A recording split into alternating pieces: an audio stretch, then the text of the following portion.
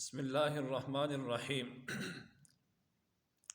عن ابی ہریرہ رضی اللہ تعالیٰ عنہ قال قال رسول اللہ صلی اللہ علیہ وسلم اذا فرغ احدکم من التشہد الاخر فلیتعوذ باللہ من اربعین من عذاب جہنم ومن عذاب القبر ومن فتنة المحیا والممات ومن شر المسیح الدجال رواہ مسلم۔ حضرت ابو ہریرہ رضی اللہ تعالیٰ عنہ فرماتے ہیں کہ جناب نبی کریم صلی اللہ علیہ وسلم نے ارشاد فرمایا، جب تم میں سے کوئی آخری تشہد سے فارغ ہو جائے تو اس کو چاہیے کہ اللہ تعالیٰ سے 4 چیزوں کے بارے میں پناہ مانگے۔ نمبر 1 جہنم کے عذاب سے، نمبر 2 قبر کے عذاب سے، نمبر 3 زندگی اور موت کی آزمائش سے، اور نمبر 4 دجال کے شر سے۔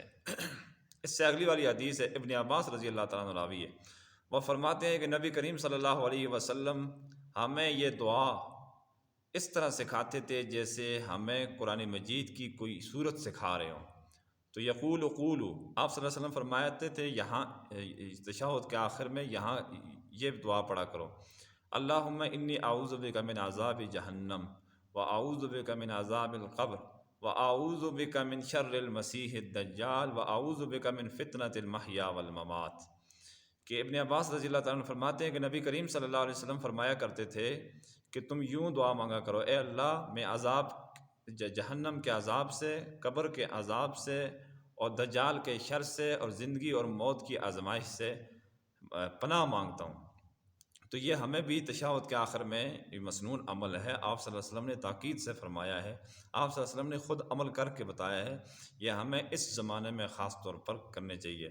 دعا بظاہر یہ ہے کہ اس میں 4 بڑی بڑی شرور سے پناہ مانگی گئی ہے۔ نمبر 1 جہنم اور عذاب قبر، یہ 2 بہت خطرناک قسم کے عذاب ہیں، ناقابل تصور ہے، یعنی کہ یہ انسان کی بدبختی کی سب سے بڑی علامت ہے۔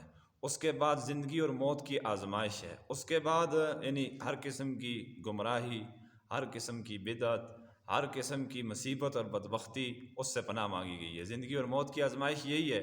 اسی طرح آگے فرمایا کہ دجال کے شر سے پناہ مانگا کرو۔ دنیا میں جتنے بھی فتنے رونما ہوئے ہیں، قیامت تک کوئی فتنہ یا شر دجال کے شر سے زیادہ خطرناک نہیں ہوگا، جس میں ایمان کا بچنا بے حد مشکل ہے۔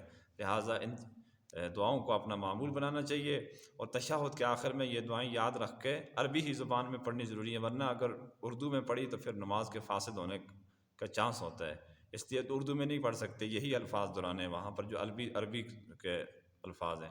وآخر دعوانا الحمدللہ رب العالمین۔